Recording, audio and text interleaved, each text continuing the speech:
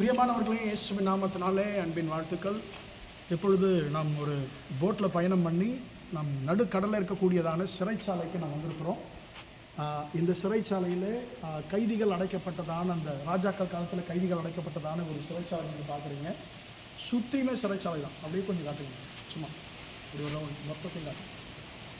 So லைட்டாக காட்டுங்க, இன்னும் பிரச்சனை மெதுவாக. ஓகே, இதெல்லாமே சுற்றியும் சிறைச்சாலை தான். ஓகே, நீங்கள் பார்த்தீங்க தானே, இதெல்லாமே ராஜாக்கள் காலத்தில் இருந்ததான சிறைச்சாலைகள். வசனம் சொல்லுகிறது, இந்த சிறைச்சாலையை நான் பார்த்த பொழுது எனக்கு ஒரு வசனம் ஞாபகத்துக்கு வந்தது. என்னவென்று சொன்னால், அப்போஸ்தலர் 16ஆம் அதிகாரத்தில் நாம் வாசிக்கிறோம், நடு ராத்திரியிலே பவுலும் சீலாவும் தேவனை அவர் ஜெபம் பண்ணி தேவனை துதித்து பாடினார்கள் என்று சொல்லி நாம் வாசிக்கிறோம். அன்பான தேவனுடைய பிள்ளைகளே, அவர்கள் சிறைச்சாலையிலே அடைக்கப்படுகிறார்கள். சரீரத்தில் காயத்தினால வேதனை. மற்ற கைதிகள் எல்லோரும் அப்படியே சோர்ந்து போயிருக்கிறாங்க, சிலர் தூங்கி கொண்டிருக்கிறாங்க. இவர்கள் உறங்க வேண்டிய நேரத்திலே ஜெபம் பண்ணுகிறார்கள், துதித்து பாடுகிறார்கள். எங்கே என்று சொன்னால், இப்படிப்பட்டதான சிறைச்சாலையிலே. அன்பான தேவனுடைய பிள்ளைகளே, சிறைச்சாலையிலே அவர்கள் கர்த்தரை துதித்து பாடின பொழுது சடுதியிலே சிறைச்சாலை அஸ்திபாரங்கள் அசைந்தது, கட்டுகள் கழன்று போனது, கதவுகள் திறவுண்டது என்று சொல்லி நாம் வேதத்திலே வாசிக்கிறோம். அன்பான தேவனுடைய பிள்ளைகளே, நம்முடைய வாழ்க்கையிலே ஜெபமும் துதியும் இருக்கும் என்று சொன்னால், எப்பேற்பட்ட கட்டுகளும் உங்களையும் என்னையும் மேற்கொள்ள முடியாது, கட்டி வைக்க முடியாது என்பதை நாம் இந்த சம்பவத்தின் மூலமாய் நாம் அறிந்து கொள்ள முடியும். அன்பான தேவனுடைய பிள்ளைகளே, சிலர் மாந்திரிக கிரியைகளை குறித்து, கட்டுகளை குறித்து, பிசாசின் காரியங்களை குறித்து பயந்து கொண்டே இருப்பாங்க. ஆனால் வசனம் சொல்லுது, கர்த்தருக்குடைய பிள்ளைகளுக்கு விரோதமான எந்த மந்திரவாதமோ குறி சொல்லுதலோ இல்லை என்று சொல்லிதான் வசனம் சொல்லுகிறது.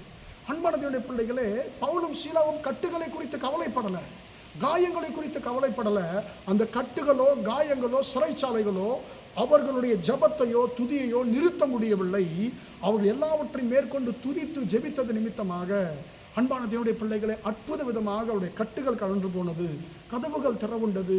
அந்த சிறைச்சாலை தலைவன் அவர்கள் மூலமாய் ரட்சிக்கப்பட்டதை நாம் அந்த அப்போஸ்தலர் 16ஆம் அதிகாரத்தில் வாசிக்கிறோம். அன்பான தேவனுடைய பிள்ளைகளே, உங்கள் வாழ்க்கையிலே எப்படிப்பட்ட கட்டுகள் இருந்தாலும், எப்படிப்பட்ட கடினமான காரியங்கள் உங்களை கட்டி வைத்திருந்தாலும், வசனம் சொல்லுகிறது, நீங்கள் ஜெபிப்பீர்கள் சொன்னால், கர்த்தரை துதிப்பீர்கள் சொன்னால், அந்த கட்டுகளை கர்த்தர் அறுத்து போட ஆண்டவர் வல்லவராக இருக்கிறார். ஜெபிப்போமா? பிதாவே, நன்றியோடு துதிக்கிறோம், ஸ்தோத்திரிக்கிறோம் ஐயா. இம்மட்டுமாக ஆண்டவரே, இந்த வார்த்தைகளை கேட்ட உம்முடைய பிள்ளைகளை கர்த்தர் ஆசீர்வதிக்கும்படியா நான் ஜெபிக்கிறேன்.